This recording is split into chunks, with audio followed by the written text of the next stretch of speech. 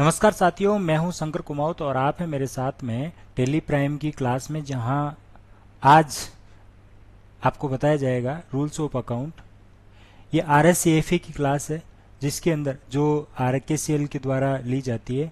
इसका content LMS पर भी आपके लिए अवेलेबल है, जिसको आप आसानी से स्वयं भी अपने लर्नर लॉगिन और आईडी लेकर के देख सकते हैं, समझ सकते हैं।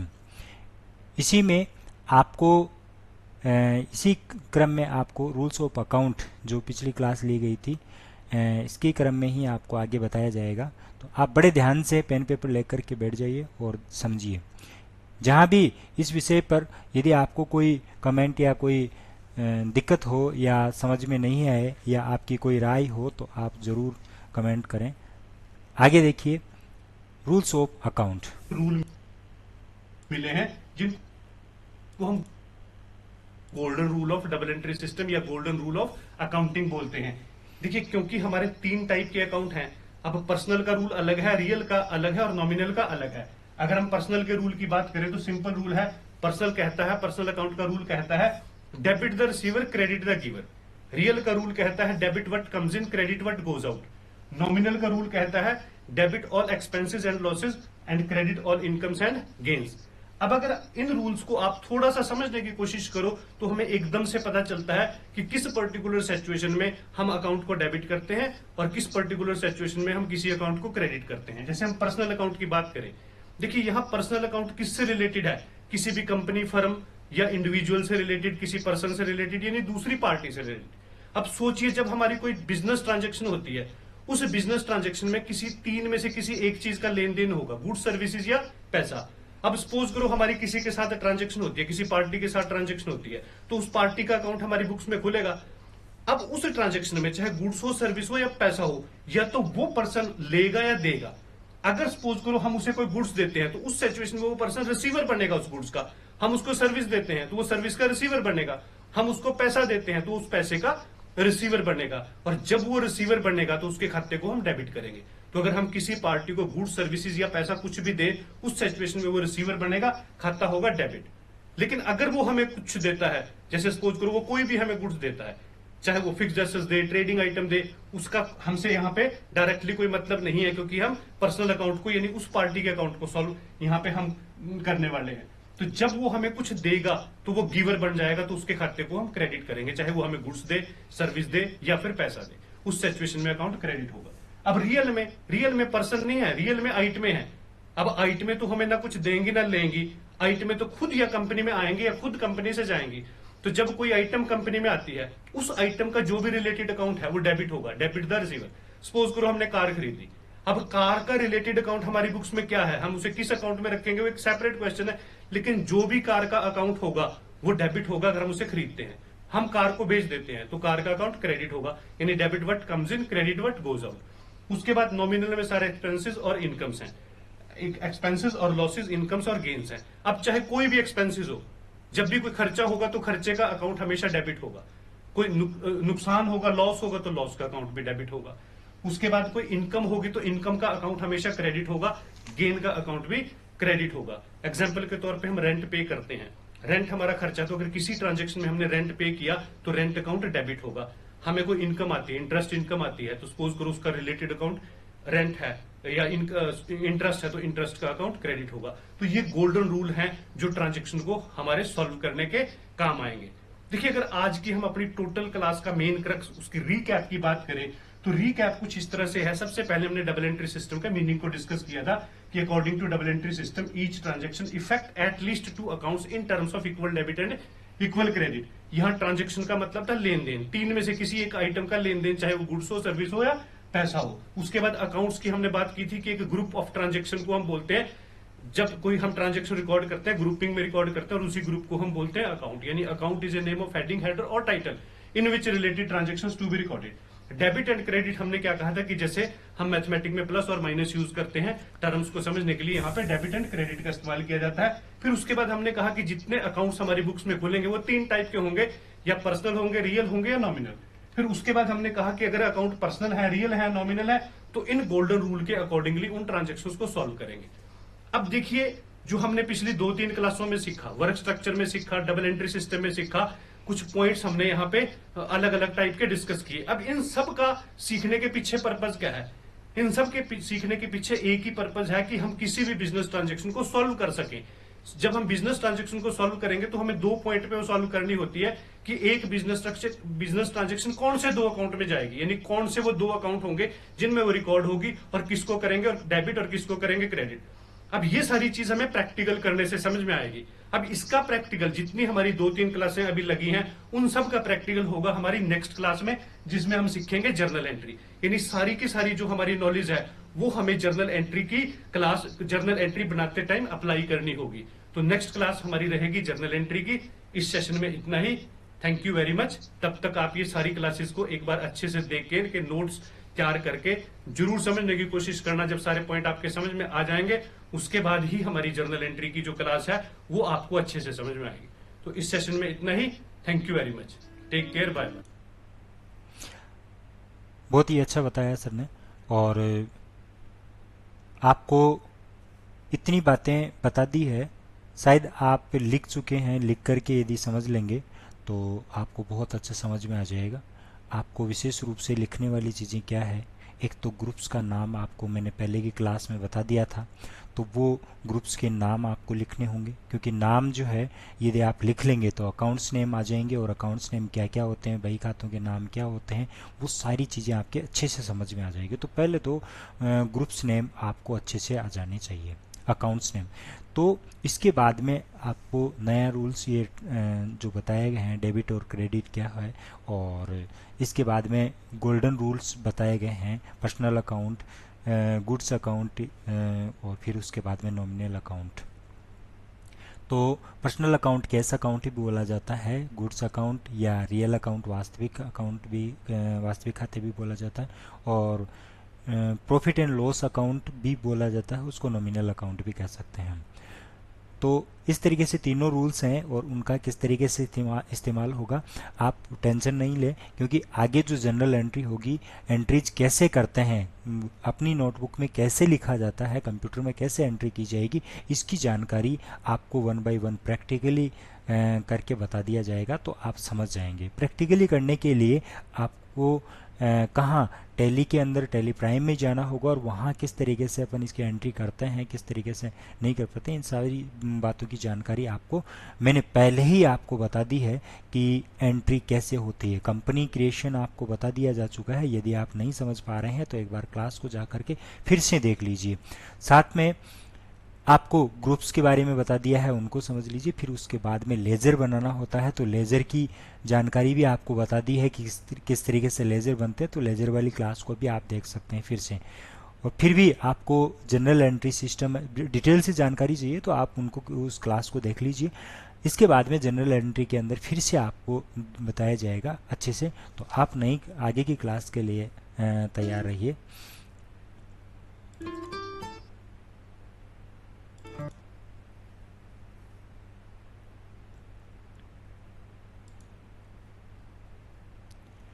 जनरल एंट्री की क्लास जो है उसके बारे में आप जानकारी विस्तार से देखेंगे और समझिए। इस क्लास को समझने से पहले आप पेन पेपर जरूर लीजिए, क्योंकि अकाउंट्स का एक बड़ा रूल है कि पहले लिख पीछे दे, भूल पड़े तो कागज से लें। तो इसको अपने ऊपर भी लागू कर लीजिए। यदि आपको रियल में सीखना ही है तो आप पेन पेपर जरूर उठाएंगे, और आपको फॉर्मेलिटीज करनी है तो नहीं। और मैं तो ये कहता हूं कि यदि आपको अपने जीवन में, मैं नहीं कहता हूं कि आप अकाउंट्स का काम करें, लेकिन यदि आपको अपने जीवन में अच्छा बनना है, बहुत अच्छा, जो आप सोचते हैं वैसा बनना है, यदि आप चाहते हैं कि मैं बहुत पैसे वाला हूं, बनूं, तो आप जरूर इस क्लास को देखिए और टैली सीखिए। क्यों? क्योंकि आपके हर मोड़ पे, आपकी जिंदगी के हर मोड़ पे ये अकाउंट्स काम आएगी। कैसे काम आएगी? जिसने अकाउंट्स मैनेजमेंट सीख लिया वो कभी भी अपने जीवन में, जीवन के किसी भी मोड़ पे पीछे नहीं हटेगा। क्योंकि आपके हर पहलू को उठा करके देख लीजिए, वहाँ ट्रांजैक्शंस होते हैं, चाहे वो सर्विस के हों, चाहे गुड्स से हो, गुड्स से रिलेटेड हो, या फिर कैश से रिलेटेड हो। आपके हर जगह लेन देन होंगे। आप सुबह से लेकर के शाम तक 2400 घंटे की आप अपनी दिनचर्या को देख लीजिए, वहाँ जहाँ उठते हैं वहाँ से लेकर के सोते तब तक, और सोते रहते हैं तब भी आपके ट्रांजैक्शन चालू रहते हैं। इट मीन्स आपके 24 आवर्स ट्रांजैक्शन चालू रहेंगे। तो यदि आप 24 आवर्स अपनी जीवन को सुखमय बनाना चाहते हैं तो इन ट्रांजैक्शंस को समझना जरूरी है। भले ही आप आईएएस हो, चाहे आरएस हो, चाहे आप एक मजदूर हो, चाहे एक सर्विसमैन हो, कभी चाहे आप कोई टीचर हो, या किसी भी प्रकार से, तो आपको ये सब, यदि आपके पास खूब सारे पैसे हैं तो ट्रांजैक्शन करने वाले को समझना होगा, वरना वो आपको चूना लगाता रहेगा और आप लोग बेवकूफ बन करके रहते रहेंगे, कभी भी आप सक्सेस नहीं हो पाएंगे। इसलिए आपको ये समझना बहुत जरूरी है। चलिए, तो क्या समझना है आगे देखिए।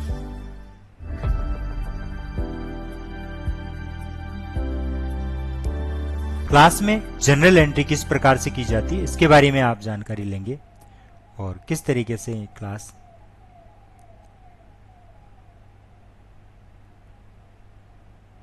काम करिए। जर्नल एंट्री फाउंडेशन होती है अकाउंटिंग की, तो सबसे इंपॉर्टेंट चैप्टर है ये। तो चलिए शुरू करते हैं।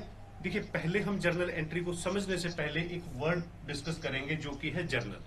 अगर मैं आपसे सिंपल ही पूछूं कि इस वर्ड का मीनिंग क्या होता है, what do you mean by journal. Accounting में ये शब्द बहुत ज्यादा यूज होता है, डेली रूटीन में हम कई जगह से यूज करते हैं, जर्नलिज्म वर्ड इसी से बना है। तो what is the meaning of journal. देखिए, जब हम इस वर्ड को डिस्कस करते हैं तो जर्नल बना है जॉर वर्ड से। अगर हम इस जॉर वर्ड की बात करें तो ये एक इंग्लिश वर्ड नहीं है, basically it's a French word. और फ्रेंच में अगर हम जॉर की बात करें तो जॉर का मीनिंग होता है अ डे, एक दिन। डे लाइट भी हम के लिए भी इस वर्ड को हम यूज कर सकते हैं। तो जॉर मीन्स डे। और जब हम अकाउंटिंग की दुनिया में जर्नल बुक की बात करते हैं, जर्नल शब्द को हम यूज करते हैं, तो अकाउंटिंग प्रोस्पेक्टिव से हिंदी में इसे बोला जाता है रोज नामचा। अब रोज नामचा भी दो शब्दों का मेल है, रोज प्लस नामचा। रोज का मतलब होता है दिन। वैसे रोज जो वर्ड है हिंदी का वर्ड नहीं है, उर्दू का है। जैसे कि हम इस वर्ड का इस्तेमाल करते हैं कि इस काम को मैं 5 रोज में कर लूंगा, तो 6 रोज में कर लूंगा। तो रोज मतलब एक दिन, नामचा मतलब बुक्स। जब हम रोज नामचा को अगर हम सिंपल इंग्लिश में कन्वर्ट करें तो इसे हम डायरी भी बोलते हैं, जो कि डे से ही बनता है। डे वाइज किसी ट्रांजेक्शन को रिकॉर्ड करने को सिस्टमेटिकली ढंग से हम डायरी बोलते हैं।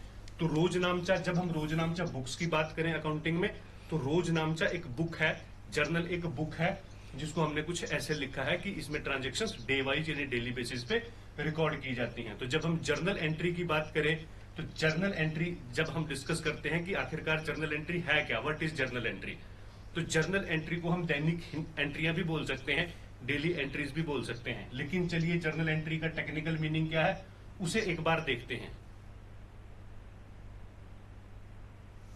जर्नल एंट्री के मीनिंग को कुछ इस तरह से एक्सप्रेस किया जा सकता है कि this is the first step to recording a financial transaction using a double entry accounting system to maintain complete and accurate financial record for a business और ऑर्गेनाइजेशन। यानी जब हम डबल एंट्री सिस्टम को यूज करके accounting लिखते हैं तो हमारा सबसे पहला स्टेप ही उस ट्रांजेक्शन की जर्नल एंट्री बनाना रहता है, उसके बाद ही हम कोई दूसरी अकाउंट्स बुक्स लिख पाते हैं। अब अगला क्वेश्चन आता है कि जब हम जर्नल एंट्री बनाते हैं तो उसमें कौन कौन सी इंफॉर्मेशन रहती है। तो अगर उसकी हम बात करें, इस journal entry contain information on a transaction such as date. इसमें डेट सबसे मेन चीज है, जैसे डेट है। फिर उसके बाद कौन कौन से 2 अकाउंट इन्वॉल्व होंगे जिसमें ट्रांजेक्शन रिकॉर्ड होगी, किस अकाउंट को कितने अमाउंट से डेबिट किया जाएगा और किस अकाउंट को कितने अमाउंट से क्रेडिट किया जाता है। तो इसका एक स्पेसिफिक परफॉर्मा होता है। देखिए, जर्नल एंट्री का ये परफॉर्मा है जिसमें सबसे पहला कॉलम डेट का रहता है, पर्टिकुलर्स में उन अकाउंट्स की डिटेल रहती है जो डेबिट या क्रेडिट होते हैं। उसके बाद जो अकाउंट डेबिट है उसका अमाउंट डेबिट में, क्रेडिट होने वाले अकाउंट का जो अमाउंट है क्रेडिट में लिखा जाता है। फर्दर एक्सप्लेनेशन के लिए इसकी नरेशन भी लिखी जाती है पर्टिकुलर्स में। वैसे हम इसके अंदर ledger folio, cash book folio का भी कॉलम बना सकते हैं। उस कॉलम का यूज खासतौर पे जब जर्नल की ट्रांजेक्शन्स को लेजर या फिर दूसरी बुक्स में पोस्ट किया जाता है तो पेज नंबर के रेफरेंस के लिए रहता है। अदरवाइज ये इसका एक सिंपल परफॉर्मा है। तो ये कुछ इंफॉर्मेशन रहती है जब हम जर्नल एंट्री बनाने की बात करते हैं। उसके बाद देखिए अगला हमारा क्वेश्चन है कि जर्नल एंट्री बनाने के पीछे पर्पज क्या है। देखिए जब हम कोई काम करते हैं, अगर हमें ये क्लैरिटी हो कि उस काम को करने के पीछे का पर्पज क्या है तो काम करने का मजा ही कुछ और आता है। तो इससे पहले कि हम जर्नल एंट्री बनाना सीखें, सबसे पहले हम उन पर्पसेस को देखेंगे सो दैट जब हम जर्नल एंट्री बनाएं वो पर्पज पूरे हो सकें। देखिए जब हम जर्नल एंट्री बनाने की बात करते हैं तो यहां हमने सबसे पहले यहां पे लिखा है the purpose of a journal entry is to record and document a financial transaction in a systematically and organised manner.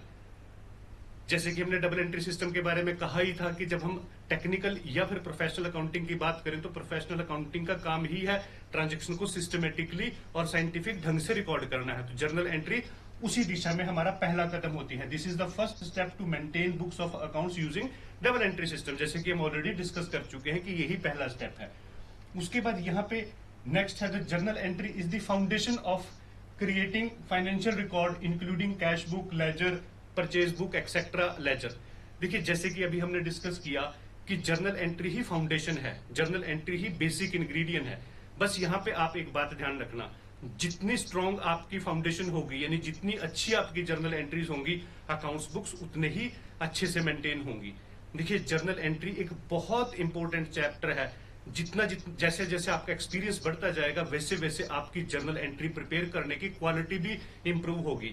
अगर आप 20-25 साल अकाउंटिंग में काम करते रहो तो आपका जर्नल एंट्रियां बनाने का जो अंदाज है वो चेंज होता चला जाएगा, वो इंप्रूव होता चला जाएगा। यानी जर्नल एंट्री में न सिर्फ आपकी टेक्निकल नॉलेज बल्कि आपके एक्सपीरियंस का भी रोल रहेगा। कितने अच्छे से आप उस बिजनेस ऑर्गेनाइजेशन को समझते हो, कितना अकाउंटिंग को अच्छे से समझते हो, इन सारी चीजों का रोल रहेगा जब आप किसी ट्रांजेक्शन की जर्नल एंट्री बनाओ। तो ये एक बहुत इंपॉर्टेंट काम है, यानी ये फाउंडेशन है और हम सारे अच्छे तरीके से जानते हैं कि फाउंडेशन का मजबूत होना कितना जरूरी है। उसके बाद देखिए जैसे कि हमने अभी डिस्कस किया था कि जर्नल एंट्री बनाए बिना तो हम किसी ट्रांजैक्शन को इवन अकाउंटिंग सॉफ्टवेयर में भी रिकॉर्ड नहीं कर सकते। जैसे कुछ कैंडिडेट बात करते हैं कि हम टैली सीख लेते हैं, टैली कोर्स कर लेते हैं। तो अगर आप टैली या किसी दूसरे अकाउंटिंग सॉफ्टवेयर को सीखते भी हो, उसमें काम भी करते हो, तो सबसे पहले तो ट्रांजैक्शन रिकॉर्ड करने के लिए आपको जर्नल एंट्री ही चाहिए। यानी जर्नल एंट्री ही आप रिकॉर्ड करोगे तो किसी अकाउंटिंग सॉफ्टवेयर को भी तब तक नहीं सीखा जा सकता जब तक आपको जर्नल एंट्री ना बनानी होती हो, क्योंकि अकाउंटिंग सॉफ्टवेयर में भी आप जर्नल एंट्री ही एंटर करते हो। अदरवाइज जो नॉर्मली इस टाइप से अकाउंटिंग सॉफ्टवेयर को सीखते हैं तो रट्टाफिकेशन पे एक बार वो रट्टा लगा लेते हैं कि यहाँ पे ये आएगा, बिना नॉलेज के उस सिचुएशन में लोग काम करते हैं। तो अगर आपने एक प्रॉपर प्रोफेशनल बनना है, किसी भी अकाउंटिंग सॉफ्टवेयर को ऑपरेट कीजिएगा तो जर्नल एंट्री आपके लिए बेसिक रहेगा, बेसिक इंग्रेडिएंट रहेगा। तो चलिए अब हम देखिए यहाँ पे जब हम डबल एंट्री सिस्टम की बात करते हैं कि जर्नल एंट्री में आखिरकार हमें चाहिए क्या। देखिए डबल एंट्री सिस्टम की डेफिनेशन में हमने डिस्कस किया था कि according to double entry system each transaction effect at least two accounts in terms of equal debit and equal credit. यानी डबल एंट्री सिस्टम के अकॉर्डिंगली ट्रांजैक्शन दो खातों में रिकॉर्ड होती है, एक को डेबिट किया जाता है और दूसरे को क्रेडिट। अब यहाँ पे जो हमारे लिए सर्च करने वाला है, समझने वाला मुद्दा है वो यही है कि वो कौन से दो अकाउंट होंगे जिनमें एक पर्टिकुलर ट्रांजैक्शन की वजह से एंट्री रिकॉर्ड की जाएगी। यानी किसी ट्रांजैक्शन की वजह से कौन से दो अकाउंट इंपैक्ट होंगे। जब ये आप ढूंढ लेते हो कि कौन से दो अकाउंट इफेक्ट होंगे, उसके बाद अगली क्वेश्चन शुरू हो जाता है कि इनमें से किसको हम करें डेबिट और किसको करें क्रेडिट। यानी अगर इन दो बातों के आपको आंसर मिल जाए तो जर्नल एंट्री आराम से बन जाएगी। अब ये दो बातों के आंसर हमें मिलेंगे कहां। देखिए हमने दो चैप्टर अभी पढ़े हैं, एक डबल एंट्री सिस्टम का और वर्क स्ट्रक्चर का। अब डबल एंट्री सिस्टम की वजह से हमारा ये पॉइंट कंप्लीट होगा और वर्क स्ट्रक्चर की वजह से हम इस पॉइंट को समझ पाएंगे और डबल एंट्री सिस्टम की वजह से इसको। अब अगर हम बात करें, देखिए वर्क स्ट्रक्चर से हमें क्या मिलेगा। वर्क स्ट्रक्चर का काम है, वर्क स्ट्रक्चर से ही हमें पता चलेगा कि जो पर्टिकुलर ट्रांजैक्शन हुई है उसका सेगमेंट क्या है, उसकी नेचर क्या है, यानी वो कौन से दो अकाउंट इफेक्ट करेगी। वर्क स्ट्रक्चर की हेल्प से ही हम उन दो अकाउंट को आइडेंटिफाई कर पाएंगे और डबल एंट्री सिस्टम के गोल्डन रूल हमें बताएंगे कि किस पर्टिकुलर सिचुएशन में किस अकाउंट को हम करें डेबिट और किसको करें क्रेडिट। तो यानी जो आज हम जर्नल एंट्री का चैप्टर अभी शुरू करेंगे, प्रैक्टिकल हम इस पे काम करेंगे, तो इन दोनों चैप्टर्स की हमें जरूरत पड़ेगी। तो चलिए अब हम प्रैक्टिकली देखते हैं कि जर्नल एंट्री को कैसे बनाया जाता है।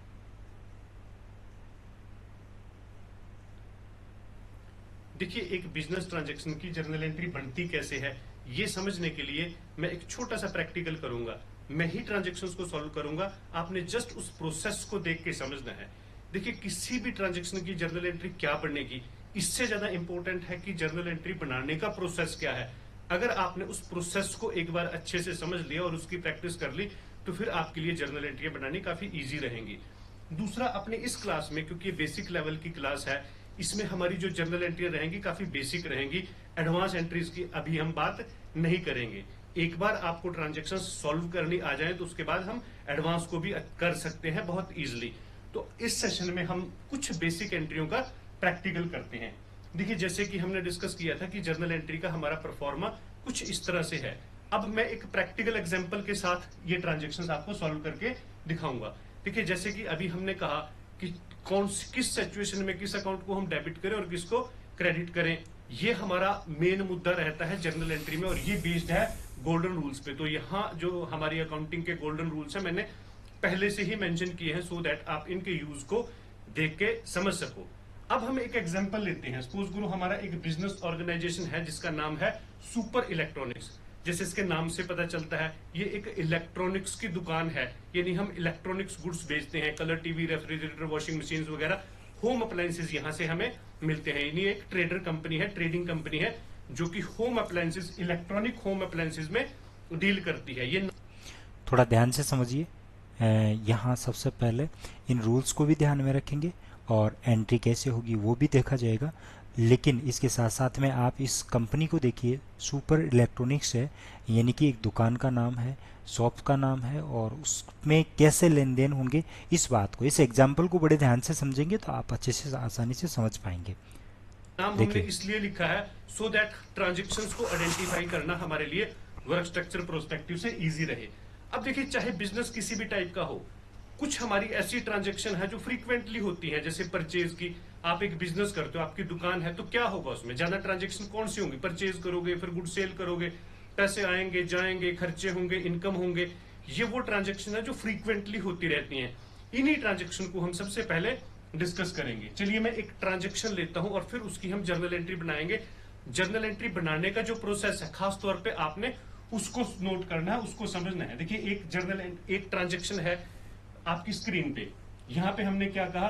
Purchase LED TV from XYZ for ₹40,000 on credit invoice number so and सो। यानी हमारी इस कंपनी ने, जिसका नाम है सुपर इलेक्ट्रॉनिक्स, ये कलर टीवी खरीदे हैं XYZ से। अब जो हम बुक्स मेंटेन करेंगे, जो हमने जर्नल एंट्रीज बनानी है, वो in the books of super electronics रहेंगी। अब इस ट्रांजैक्शन की हमने जर्नल एंट्री बनानी है। देखिए, वैसे तो हर कैंडिडेट जर्नल एंट्री बनाने का एक अपना ही सिस्टम यूज करता है, लेकिन आपके काम को सिंप्लीफाई करने के लिए हम जब एक जर्नल एंट्री बनाएंगे, उस जर्नल एंट्री के प्रोसेस को मैं 3 पार्ट्स में डिवाइड करूंगा। अगर आपने अलग अलग पार्ट्स को एक बार ढंग से समझ लिया, तो यकीन मानिए कि आपकी जर्नल एंट्री पे अच्छी खासी पकड़ बन जाएगी। इवन अगर आपकी क्वालिफिकेशन बीकॉम भी नहीं है, नॉन कॉमर्स कैंडिडेट के लिए भी मेरी जस्ट एक क्लास काफी है जर्नल एंट्री को समझने के लिए।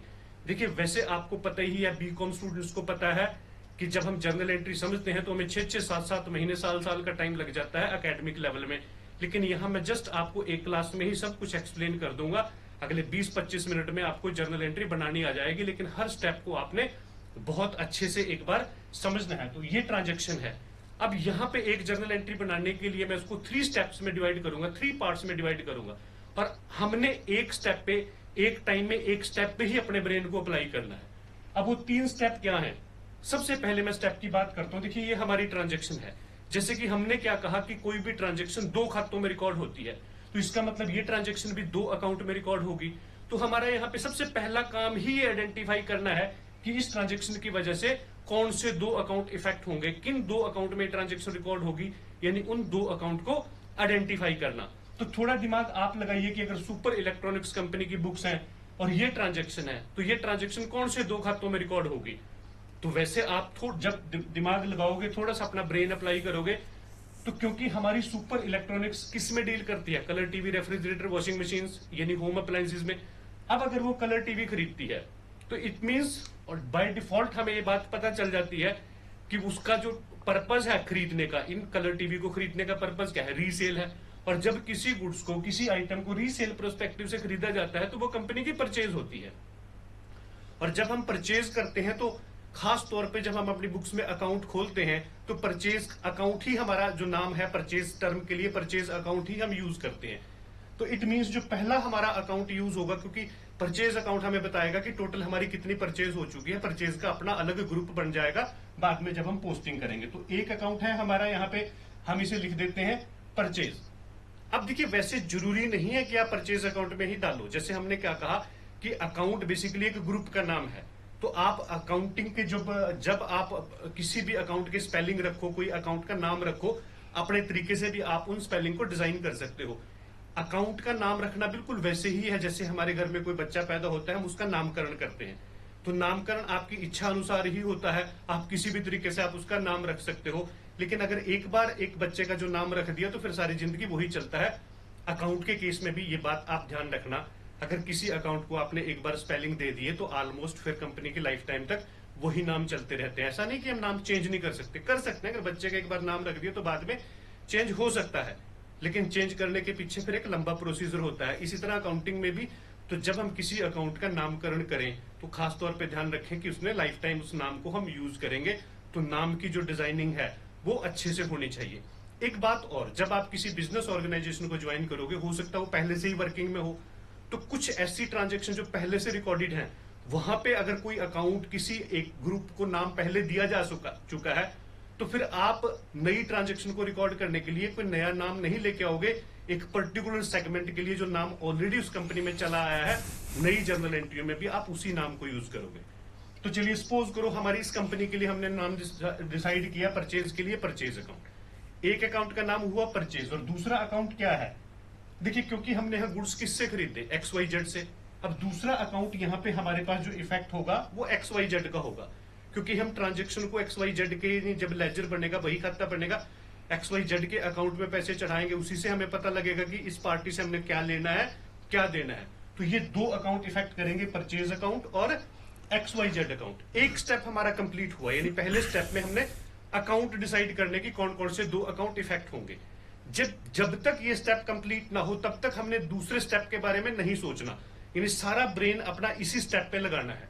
उसके बाद स्टेप नंबर 2, ये डिसाइड हो चुका है कि कौन से दो अकाउंट इफेक्ट होंगे। अब हमने ये डिसाइड करना है कि इनमें से किस अकाउंट को हम डेबिट करेंगे और किसको क्रेडिट, यानी किसके डेबिट में अमाउंट जाएगा, किसके क्रेडिट में। अब डेबिट और क्रेडिट करने के लिए हमारे पास ये गोल्डन रूल्स हैं।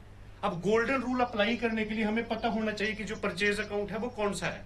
अब परचेज क्या है, आपकी कंपनी के लिए परचेज एक्सपेंसेस है, और एक्सपेंसेस से रिलेटेड अकाउंट कौन से होते हैं, नॉमिनल।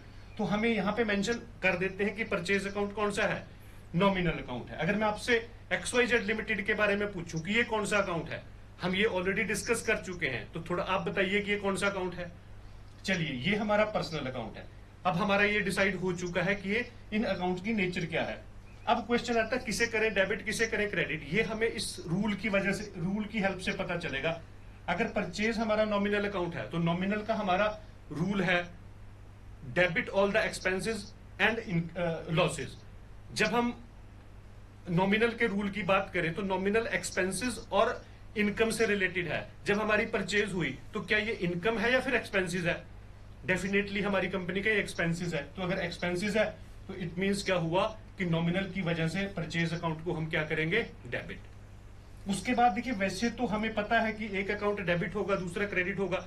बहुत से कैंडिडेट यहाँ पे एक गलती और करते हैं कि अगर ये डेबिट है तो डेफिनेटली ये क्रेडिट हो, तो यहाँ पे इसे क्रेडिट अज्यूम कर लेते हैं। लेकिन यहाँ पे एक छोटी सी बात ध्यान रखिएगा, जब खास तौर पे आप ट्रांजेक्शन को इनिशियली स्टेज पे, बेसिक स्टेज पे सॉल्व करो, हो सकता है ऊपर का जो आपने पहला ट्रांजेक्शन, पहला अकाउंट आपने डिसाइड किया, उसमें आपसे कोई गलती लग गई।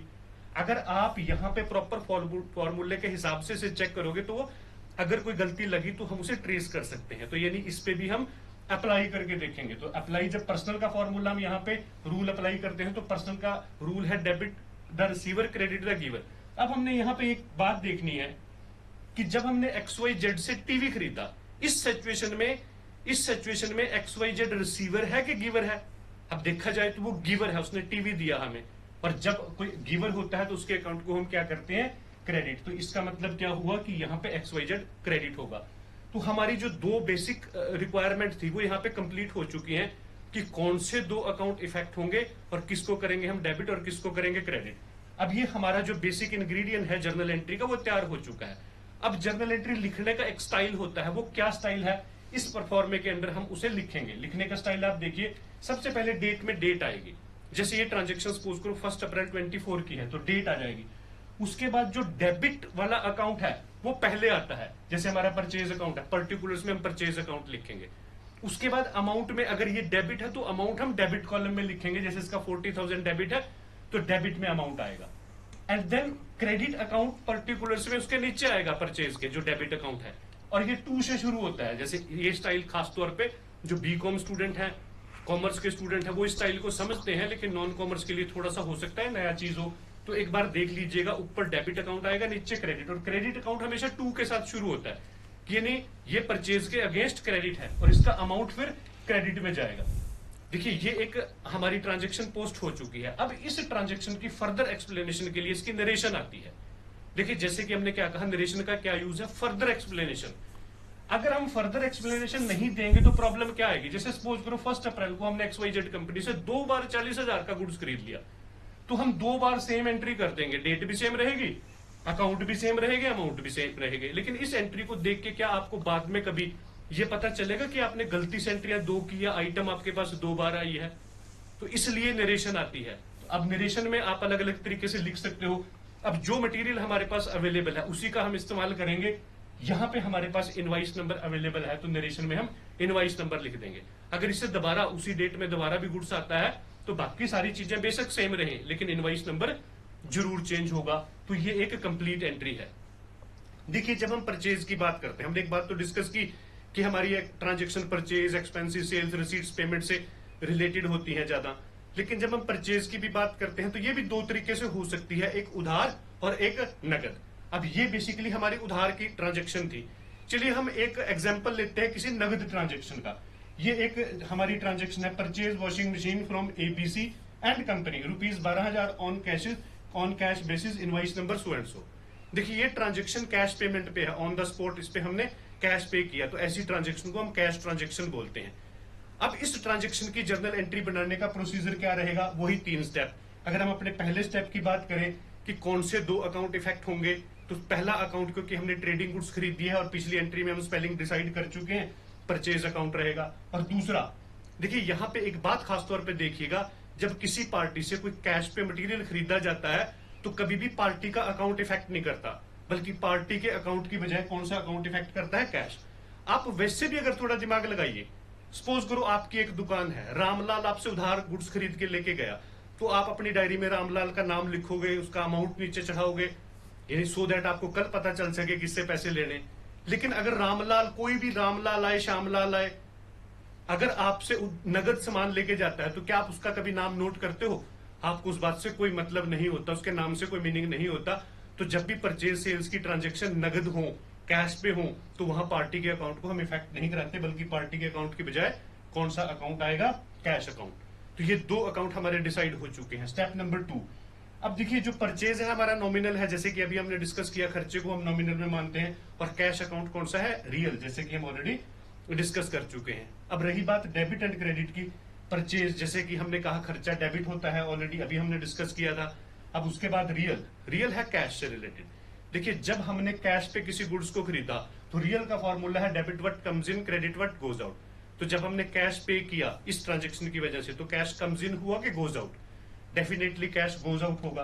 तो गोज आउट होगा तो कैश अकाउंट को हम क्या करेंगे, क्रेडिट। यानी ये आपकी अब एक कंप्लीट इंफॉर्मेशन जो एंट्री से रिलेटेड है वो तैयार हो चुकी है। रही बात पोस्ट करने का ढंग, डेट में डेट आ जाएगी, ऊपर परचेज अकाउंट आएगा, अमाउंट डेबिट में आएगा, नीचे 2 कैश अकाउंट आएगा, अमाउंट क्रेडिट में भी आएगा, और फर्दर एक्सप्लेन करने के लिए इसका हम इनवाइस नंबर लिख देंगे।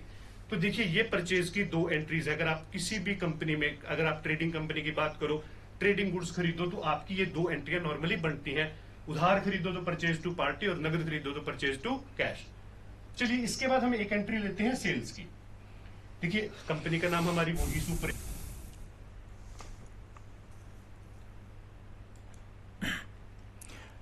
देखिए आपके बहुत अच्छे से समझ में आ गया है, और यदि आपको कोई दिक्कत है तो आप कमेंट बॉक्स में ज़रूर डालें, बताएं, फिर से एक बार बता दिया जाएगा। यहाँ तीनों ये जो खाते हैं, इस चीज़ को आप अच्छे से लिख करके याद कर लीजिए। ये तब तक समझ में नहीं आएगा जब तक आपको ये चीज़ समझ में नहीं आएगी। और इसको समझने के लिए आपको एक बार और बता देता हूँ, इसको हिंदी में लिखना है, हिंदी में समझना है, तो मैं एक बार थोड़ा सा और बता देता हूँ। यदि फिर भी समझ में नहीं आया है तो वैसे अच्छे से लिखा हुआ है और बहुत अच्छे ढंग से समझाया गया है, लेकिन यहाँ पाना और देना, पाने वाले को बाई डी आर करो। ये जो ये डी आर है, डी आर के साथ में, डेबिट के साथ में बाई होता है, बाई बाई पहले लगाया जाता है, बाई डेबिट यानी कि बाई डी आर।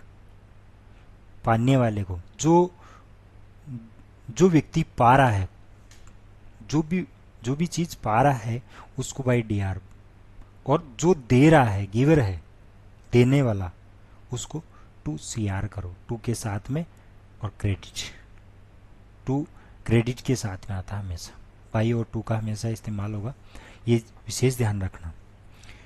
जैसे जैसे आप एंट्री करते जाएंगे आप समझ में आ जाएगा। रियल अकाउंट है, इसको गुड्स अकाउंट भी बोलते हैं। इसके अंदर आती और जाती, आती और जाती, कैश भी एक प्रकार से वस्तु है, इसलिए कैश भी आ रहा है या जा रहा है, तो जो वस्तु व्यापार में आती है उसे बाई डी आर करते हैं, और जो वस्तु व्यापार से जाती है उसे टू सी आर करते हैं। तो इसमें दिया हुआ है जैसे केस जा रहा है तो केस टू सी आर हो गया, गोज आउट। और जो वस्तु आ रही है, इट मीन्स यहाँ परचेज में कोई वस्तु आ रही है तो यहाँ बाई परचेज हो गया।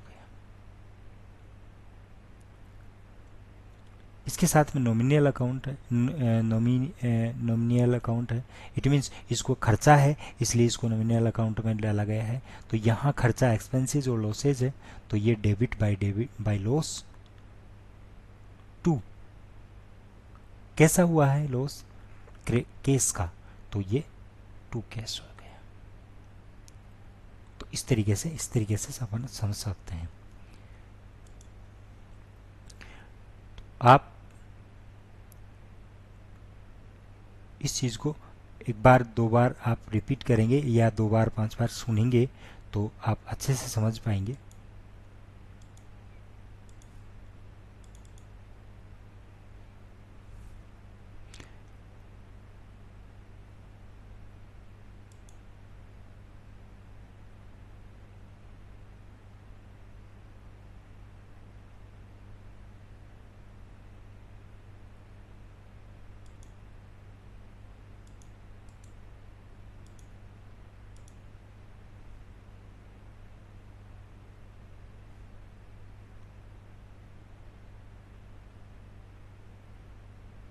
इलेक्ट्रॉनिक्स, हमने रेफ्रिजरेटर सेल किया है इस बार आरकेसी लिमिटेड को 15,000 रुपए का क्रेडिट पे, और इनवॉइस नंबर ये है। अब यहाँ पे भी स्टेप नंबर 1 हमारा वही कि इस ट्रांजेक्शन की वजह से कौन कौन से दो अकाउंट इफेक्ट करेंगे। तो अगर मैं आपसे पूछूं कि यहाँ पे कौन कौन से दो अकाउंट इफेक्ट करेंगे, तो यहाँ पे देखिए सबसे पहले तो हमने आरकेसी को गुड्स सेल किया है, उधार सेल किया, तो जब उधार करेंगे तो फिर पार्टी का अकाउंट तो इफेक्ट करता ही करता है। और दूसरा अकाउंट क्योंकि ट्रेडिंग आइटम बेची है, तो जैसे ट्रेडिंग आइटम खरीदने के केस में परचेज अकाउंट इफेक्ट होता है, वैसे ही सेल करते टाइम हमारा खाता यूज होता है सेल्स अकाउंट। अब ये दो अकाउंट है, आरकेसीएल और सेल्स। अब स्टेप नंबर 1 हमारा कंप्लीट हो चुका है। अब हम बात करते हैं स्टेप नंबर 2 की। देखिए आरकेसीएल पर्सनल अकाउंट है क्योंकि किसी कंपनी से रिलेटेड है। सेल्स अकाउंट की अगर हम बात करें, ये हमारा नॉमिनल अकाउंट है। अब जब हम इस ट्रांजेक्शन की वजह से पर्सनल का फॉर्मूला अप्लाई करते हैं तो debit the receiver, credit the giver आता है। जब हमने आरकेसीएल को रेफ्रिजरेटर सेल किया तो इस सिचुएशन में आरकेसीएल रिसीवर है कि गिवर है, हमने उसको सेल किया तो उसने टीवी को रिसीव किया, तो रिसीव किया तो वो क्या है, रिसीवर। अगर वो रिसीवर है तो उसका अकाउंट क्या होगा, डेबिट। सेल्स अकाउंट की बात करें, सेल्स नॉमिनल है। अब सेल्स करना, अगर परचेज एक्सपेंसेस है तो फिर सेल्स आपकी इनकम है, परचेज डेबिट होगा तो फिर सेल्स क्रेडिट होगा। तो ये इन्फॉर्मेशन हमारी कंप्लीट हो चुकी है। अब पोस्ट करने का ढंग, डेबिट में हम डेबिट अकाउंट डाल लेंगे, क्रेडिट में क्रेडिट, और फर्दर एक्सप्लेन करने के लिए उसकी नरेशन आ जाएगी। ये सेल्स की ट्रांजेक्शन है। इसके बाद चलिए हम एक सेल्स की कैश पे भी ट्रांजेक्शन देख लेते हैं। एक ट्रांजेक्शन है जिसमें हमने टीवी सेल किया है सनातन जैन को कैश पे 11,000 का, इनवॉइस नंबर सो एंड सो है। अब क्वेश्चन अगेन यही कि इस ट्रांजेक्शन की वजह से कौन से दो अकाउंट इफेक्ट करेंगे। अब क्योंकि हमने ये गुड्स कैश पे सेल किया है तो यहां पार्टी का अकाउंट इफेक्ट नहीं करेगा, तो एक अकाउंट कैश होगा और दूसरा अकाउंट होगा क्योंकि ट्रेडिंग गुड्स बेचा है सेल्स अकाउंट, तो ये दो अकाउंट इफेक्ट होंगे। रही बात इनके टाइप की, कैश हमारा रियल है, सेल्स हमारा नॉमिनल है, जैसे कि हम ऑलरेडी डिस्कस कर चुके हैं। अब रियल यहाँ पे कम कैश हमारा कम्स इन हुआ कि गोज आउट हुआ, तो जब हमने किसी गुड्स को बेचा तो very obvious cash comes in होगा, तो अगर कम्स इन होगा तो फिर फॉर्मूला हमारा अकॉर्डिंगली लगेगा रियल का, ये अकाउंट आपका डेबिट होगा। सेल्स में क्योंकि इनकम है, इनकम के अकाउंट को हम क्या करते हैं, क्रेडिट। तो ये इन्फॉर्मेशन कंप्लीट हो चुकी है और जब हम इसे पोस्ट करेंगे तो वही डेट में डेट और बाकी इन्फॉर्मेशन साथ में इसकी नरेशन। तो देखिए ये परचेज है, ये सेल्स है। जब आप सेल्स करोगे तो सेल्स के भी दो तरीके हो सकते हैं, उधार या नगद। उधार की सेल की जब हम एंट्री की बात करें तो पार्टी टू सेल्स होती है, और अगर हम नगद की बात करें तो कैश टू सेल्स। देखिए परचेज का बिल्कुल ही उल्टा सेल्स होता है, तो ये ट्रांजेक्शन की हम बात करें तो बिल्कुल इससे अलग हटके आएगी, ये उल्टी एंट्री आएगी। अगर परचेज हमेशा डेबिट होती है तो सेल्स हमेशा क्रेडिट होगी। उसके बाद हम नेक्स्ट ट्रांजेक्शन लेते हैं, एक एक्सपेंसेस की लेते हैं। परचेज सेल्स के बाद एक टर्म एक्सपेंसेस की ले लेते हैं। सपोज करो हमने स्टाफ सैलरी पे की है मार्च 24 के लिए 20,000। अब यहां पे हमने कैश पे किया है, तो जब कोई खर्चा करते हैं तो खर्चे का खाता भी यूजली उसके नाम से खुल जाता है। अगर हमने सैलरी पे की तो हमारे एक अकाउंट का नाम स्टाफ सैलरी रहेगा, सैलरी भी हो सकता है, या जैसे आपने डिजाइन करना है वो एक अलग बात है। स्पेलिंग आप पे है, लेकिन अगर स्पेलिंग ऑलरेडी डिसाइडेड है तो फिर आप चेंज नहीं करोगे। उसके बाद दूसरा अकाउंट कैश, क्योंकि कैश हमारी कंपनी से जाएगा, तो ये दो अकाउंट इफेक्ट होंगे। सैलरी हमारा नॉमिनल है, स्टाफ सैलरी अकाउंट, कैश हमारा रियल है। नॉमिनल है तो खर्चा है डेबिट होगा, रियल है कैश गोज आउट होगा तो क्रेडिट होगा। एंट्री पोस्ट करने का ढंग हमारा कुछ इस तरह से रहेगा। नरेशन में हम मार्च 24 का रेफरेंस दे सकते हैं, यानी फर्दर एक्सप्लेनेशन होती है नरेशन। जो इन्फॉर्मेशन हमारे पास अवेलेबल है उसी इन्फॉर्मेशन का हम इस्तेमाल कर सकते हैं जब हम नरेशन की बात करें। चलिए अब हम देखिए परचेज सेल्स और एक्सपेंसेस की ट्रांजेक्शन हम सॉल्व कर चुके हैं। अब हम बात करते हैं रिसीप्ट्स और पेमेंट की। देखिए नॉर्मली रिसीप्ट्स हमें किससे आती है, रिसीप्ट्स हमें उससे आती है जिसको हम गुड्स बेचते हैं। पेमेंट हम किसको करते हैं, जिससे हम गुड्स खरीदते हैं। तो एक बार हम इससे पहले की रिसीप्ट्स और पेमेंट की ट्रांजेक्शन्स को रिकॉर्ड करें। आप इन ट्रांजेक्शन्स को ध्यान से देखिएगा, उसके बाद हम बात करते हैं रिसीप्ट्स और पेमेंट की। रिसीप्ट्स और पेमेंट की ट्रांजेक्शन को रिकॉर्ड करने से पहले हम एक ट्रांजेक्शन एक्सपेंसेस की और करते हैं जिसमें पेमेंट बैंक से करेंगे। देखिए ये ट्रांजेक्शन हमने एक्सपेंसेस की रिकॉर्ड तो की है, लेकिन इसमें पेमेंट हमने कैश के जरिए की है। एक बैंक से पेमेंट की हम एक्सपेंसेस की ट्रांजेक्शन को रिकॉर्ड करते हैं। सपोज करो हमारी कंपनी ने एक इलेक्ट्रिसिटी का बिल पे किया है 14,000 रुपीज का, लेकिन ये पेमेंट बैंक से की है, यानी चेक से की है। देखिए जब भी हम कोई पेमेंट करते हैं तो या तो पैसे बैंक से जाते हैं या फिर कैश देते हैं। बैंक से कई मोड हो सकते हैं, ऑनलाइन भी हो सकता है, इंटरनेट बैंकिंग वगैरह से, आरटीजीएस या जो भी आपका मेथड है, लेकिन प्रोसीजर यानी जर्नल एंट्री सबकी एक जैसी रहेगी। अब यहां से सपोज करो हमने चेक इशू किया है इलेक्ट्रिसिटी की पेमेंट के लिए। अब इस ट्रांजेक्शन की वजह से जर्नल एंट्री क्या बनेगी, चलिए देखते हैं। सबसे पहले हम देखते हैं कि कौन से दो अकाउंट इफेक्ट करेंगे। एक तो अकाउंट हमारा क्योंकि इलेक्ट्रिसिटी का बिल भरा है तो इलेक्ट्रिसिटी से रिलेटेड ही हम अकाउंट क्रिएट कर लेंगे, इलेक्ट्रिसिटी एक्सपेंसेस हमारे अकाउंट का नाम आ जाएगा। अब देखिए जो हमने चेक इशू किया है वो पीएनबी अकाउंट से किया है, यानी हमारी कंपनी का जो अकाउंट है वो पंजाब नेशनल बैंक में है। तो जब हम जिस बैंक में हमारा अकाउंट होता है तो उसी के नाम से हम अकाउंट क्रिएट कर लेते हैं, तो दूसरा अकाउंट हमारा यहाँ पे रहेगा पीएनबी। ये दो अकाउंट इफेक्ट होंगे। रही बात इनके टाइप की, तो जो हमारा इलेक्ट्रिसिटी एक्सपेंसेस है तो ये नॉमिनल है और बैंक हमारा रियल रहेगा। रही बात डेबिट की और क्रेडिट की, देखिए नॉमिनल है, खर्चा है तो डेबिट होगा, और उसके बाद रियल में बैंक से पैसे गोज आउट होंगे तो क्रेडिट होगा। तो ये हमारी ट्रांजेक्शन का जो है इन्फॉर्मेशन कंप्लीट हो चुकी है। उसके बाद पोस्टिंग करने का ढंग हमारा वही, इलेक्ट्रिसिटी एक्सपेंसेस टू पीएनबी, नीचे फर्दर एक्सप्लेन करने के लिए चेक नंबर को हम नरेशन में लिख सकते हैं। अब देखिए अगर यही ट्रांजेक्शन, अगर यही इलेक्ट्रिसिटी का बिल हमने कैश से पे किया होता तो फर्क सिर्फ इतना आना था, बाकी सारी ट्रांजेक्शन तो सेम रहती। नीचे हमारा कैश अकाउंट आता और रिसीप्ट नंबर का हम रेफरेंस दे देते। लेकिन अगर हमने इसको चेक से पे किया तो एंट्री कुछ इस तरह से रहेगी। तो चलिए अब रिसीप्ट्स और पेमेंट की हम ट्रांजेक्शन लेते हैं। सबसे पहले पेमेंट की बात करते हैं। देखिए पेमेंट हमने किसको करनी है, XYZ से हमने गुड्स खरीदा है, सपोज करो 40,000 का, भी उसकी पेमेंट पेंडिंग है, यानी आज 2 अप्रैल हो चुकी है और आज हम इसकी पेमेंट कर देते हैं। तो हमारी ट्रांजेक्शन बनी amount of 40,000 paid to XYZ through cheque number so and so from PNB. अब पेमेंट का भी दो मेथड हो सकते हैं, हम कैश से भी दे सकते हैं और बैंक से भी पेमेंट कर सकते हैं, लेकिन ये पेमेंट हमने चेक से की है तो यानी बैंक से पेमेंट गई है, तो इस ट्रांजेक्शन की वजह से भी दो अकाउंट इफेक्ट करेंगे। एक तो कौन सा, क्योंकि हमने XYZ को दी है तो XYZ का अकाउंट इफेक्ट करेगा, और कहां से गई है, हमारे बैंक से गई है तो PNB अकाउंट हमारा इफेक्ट करेगा। रही बात इनके टाइप की, ऑलरेडी पहले से ही डिसाइडेड है, हमारा XYZ अकाउंट पर्सनल है और PNB हमारा रियल है। उसके बाद क्या डेबिट होगा, देखिए जब हमने XYZ को पेमेंट की, उसको पैसे दिए, तो इस सिचुएशन में वो रिसीवर बनेगा या गिवर बनेगा, तो हम बात करें क्योंकि उसको हमने पैसे दिए तो वो पैसों का रिसीवर है, तो उसके अकाउंट को हम क्या करेंगे, डेबिट, और बैंक से पैसे गोज आउट होंगे तो बैंक का अकाउंट जो होगा हमारा क्रेडिट होगा। तो ट्रांजेक्शन कुछ इस तरह से सॉल्व होगी। अगर एंट्री की हम बात करें तो XYZ टू PNB बनेगी। देखिए यहाँ पे आप एक चीज देख सकते हो, एक बात को नोट कीजिएगा, जब हमने गुड्स खरीदा था XYZ से तो उसका अकाउंट क्रेडिट हुआ था, और जब उसको पेमेंट की तो उसका अकाउंट डेबिट हुआ। यानी जब इसका अकाउंट बनेगा तो एक 40,000 की क्रेडिट में एंट्री जाएगी और एक डेबिट में, अल्टीमेटली वो क्रॉस होके जीरो हो जाएगी। वैसे भी आप सोच सकते हो कि अगर आपने 40,000 का गुड्स खरीदा था और 40,000 दे दिए तो खाता नील आना चाहिए। तो यानी ट्रांजेक्शन के फ्लो को देख के भी हमें पता चल जाता है कि हम राइट डायरेक्शन में हैं या नहीं। अब अगर यही पेमेंट हमने कैश से की होती तो बस हमारे बैंक की बजाय कैश अकाउंट आता, यानी सिंपल सी बात है, कैश पे करेंगे तो कैश अकाउंट इफेक्ट होगा, चेक देंगे तो बैंक अकाउंट इफेक्ट होगा। तो इस तरीके से हमारी ये जर्नल एंट्री बनेगी। उसके बाद हम, तो देखिए आपने एंट्रीज देखी है, इन एंट्रीज को, इस क्लास को एक बार फिर से आप देखेंगे तो इतना आपके समझ में आ जाएगा। इन एंट्रीज को आप लिखेंगे और जब भी आपको कोई डाउट हो किसी भी प्रकार का तो आप एक बार कमेंट बॉक्स में ज़रूर लिखें। आज की क्लास में फ़िलहाल इतना ही। धन्यवाद, नमस्कार।